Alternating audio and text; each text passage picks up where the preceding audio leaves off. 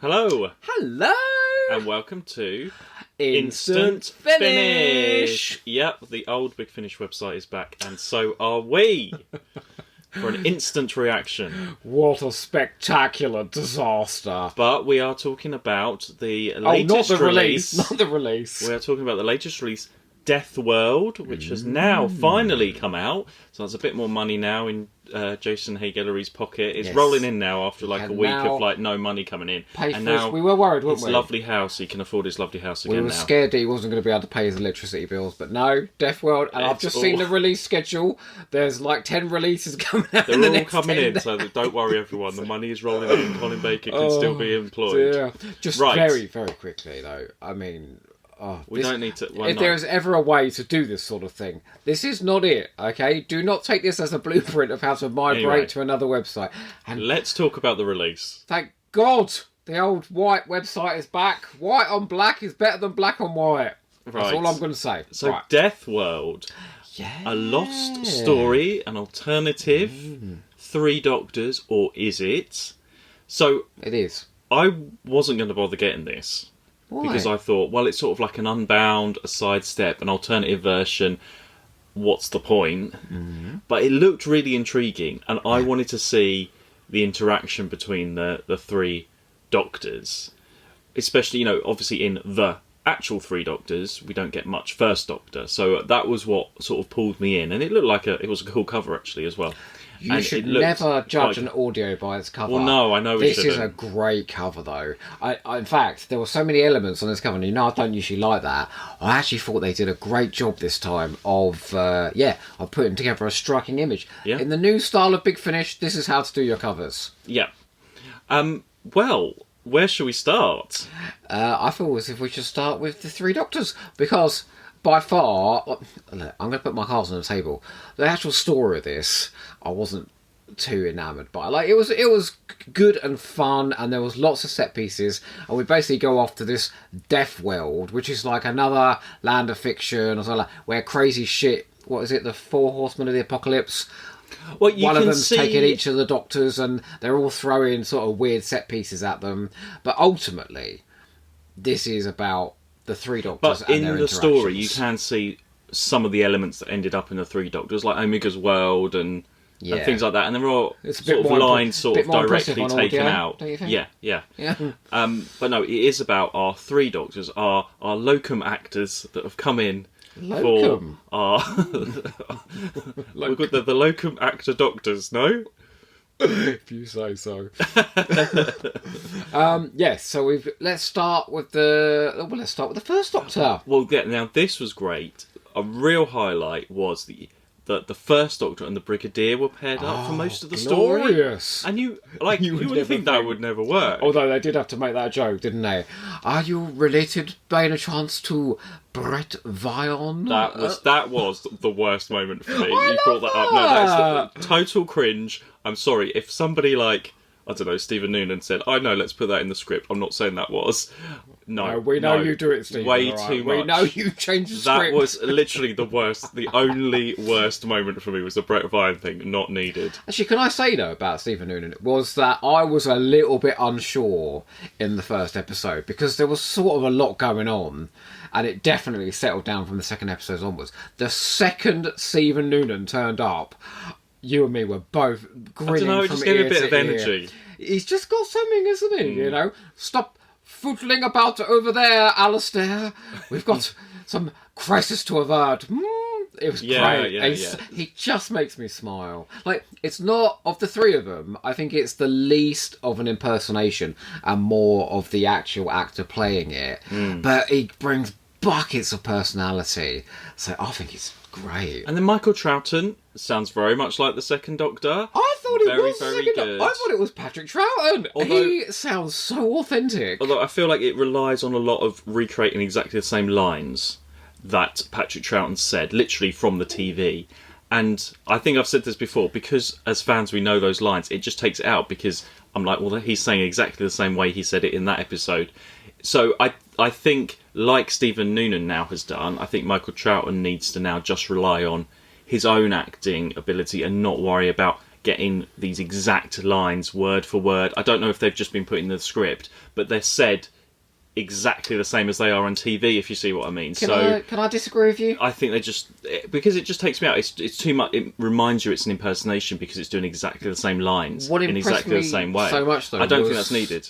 What impressed? Well, I don't think there's a single line that the second Doctor has actually said in this story. So I don't know where you're getting that from. All the way, great giddy gumdrops. All just that kind of stuff. It has been said on TV. But I think he plays the comedy really well, and I think he plays the moments where he gets like when Fraser Hines does it, and it's just all that sort of oh yes, Jamie, all that. No, he's got like a lighter lilt to his voice, like Patrick Troughton did. Well, he's Patrick Troughton's son, of course. He sounds a lot like him, but. In terms of capturing that voice, though, it was so authentic. And at points, you go, I've got Fraser Hines in one ear, I've got Michael Troughton in the other. I could have sworn I was listening to a lost soundtrack. Very, very authentic. Although I feel sorry for him a little bit because this is a bit of a weird.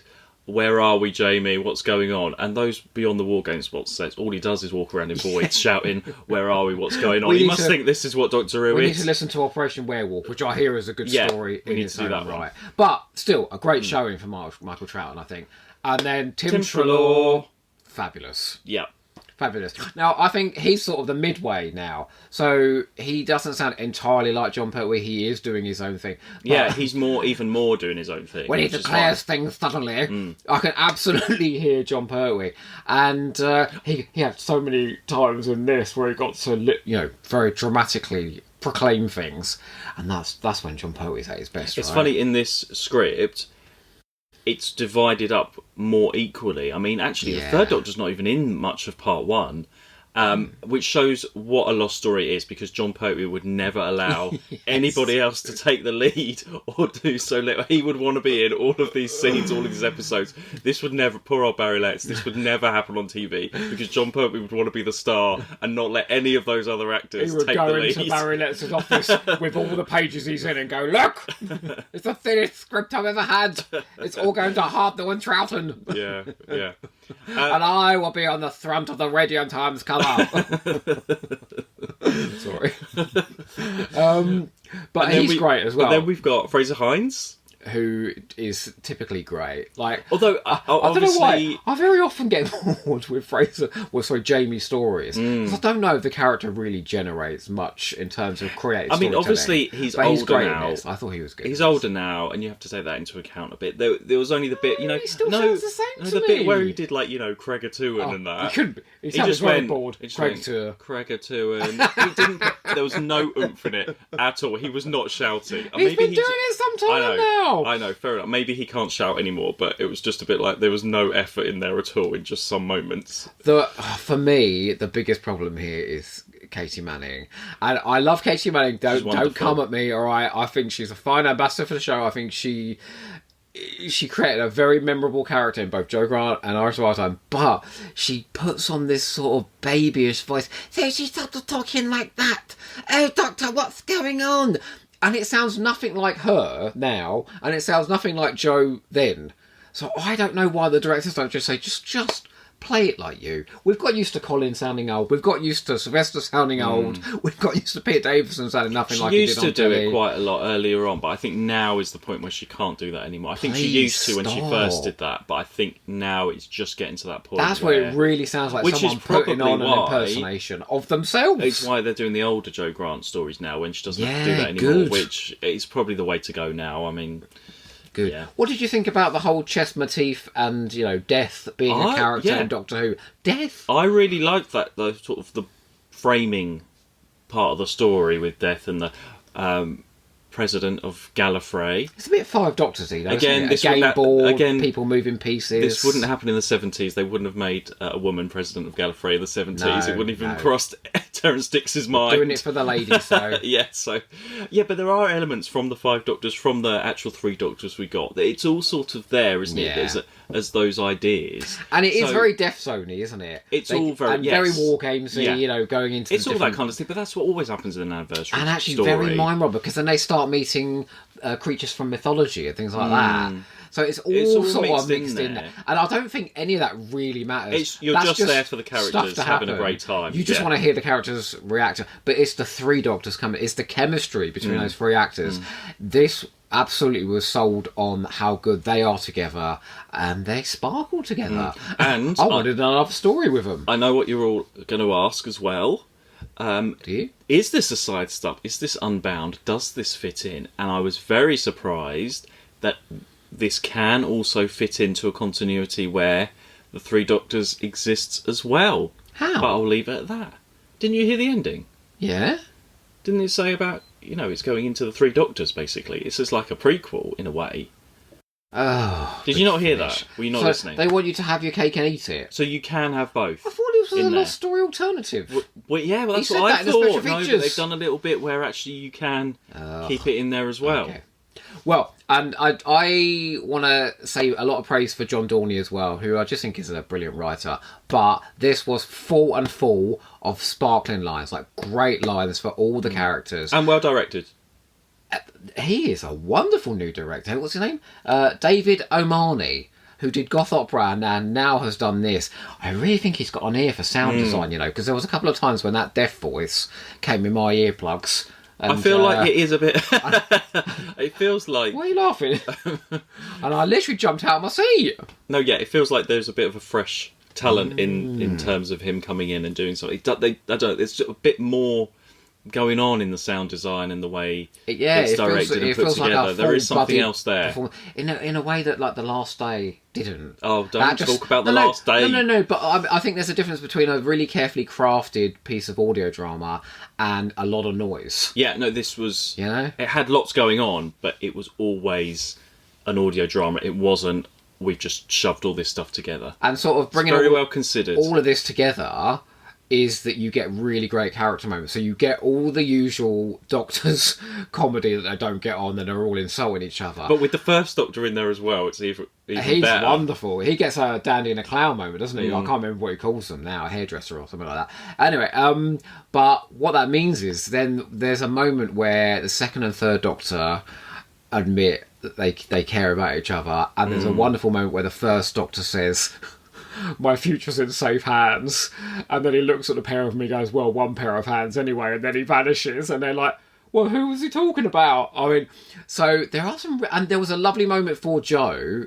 scripted, where she basically says, because the cliffhanger to episode 3, I don't care about spoilers, is that the first Doctor dies, and so in episode 4, the second and third Doctors are just waiting to pop out of existence, and when they know it's going to start with the second and then it's going to move on to the third, and you get a really touching moment where Jamie gets to say how he feels about the second Doctor, and where Jo gets to say what she feels about the third Doctor, which reminded me of the end of the Three Doctors, when they're all saying goodbye, and they're going to stay and all the companions go. There are a lot of similar beats of the story to the but actual genuinely Three Doctors. touching, I thought. Genuinely touching, and it said something about the characters. We always say this. If you're going to do these long stories, say something about the characters and what they mean to each other, and they did that. I feel like we've come out... You go in and you do get something out of this, unlike some of The Last Day, where nothing much happens. I had really for no low reason. expectations. I had no idea going into this, and wasn't bothered at all. But But really glad that we picked this up and gave this a go.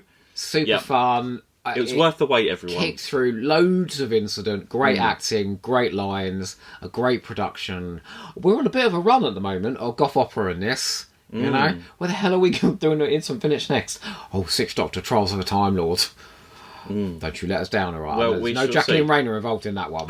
Yes, well, so give this a go, everyone. Maybe if you haven't done a Lost Story or you're just intrigued, I think, it's worth it. Great giddy gobstoppers. It's jolly good fun. Well, anyway, in the meantime... And I would thoroughly recommend this. Anyway, get on that Big Finish app, whichever one it is, and give this a listen. Joe, press play on your CD now! Who's that? That's John Pell. You do it. Welcome to Deathworld. Anyway, in the meantime... Don't forget to... Big